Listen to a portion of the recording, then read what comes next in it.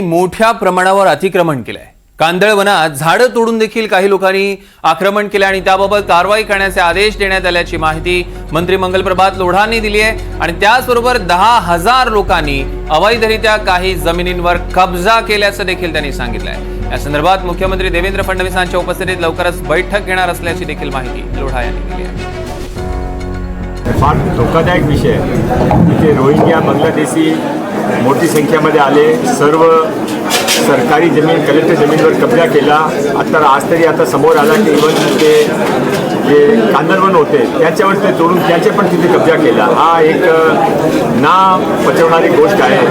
आता मी पूर्वी जे आदेश दिला होता त्याप्रमाणे आज एक रिपोर्ट आली आहे। या रिपोर्टमध्ये 10,000पेक्षा जास्त इलिगल कन्स्ट्रक्शन झालेले दिसत आहे। तो त्याच्यावर काय कारवाई करायची आणि ते कांदळवनच्यामध्ये काय कारवाई करायची त्यासाठी मी अजून एक समितीचा आदेश दिला आहे।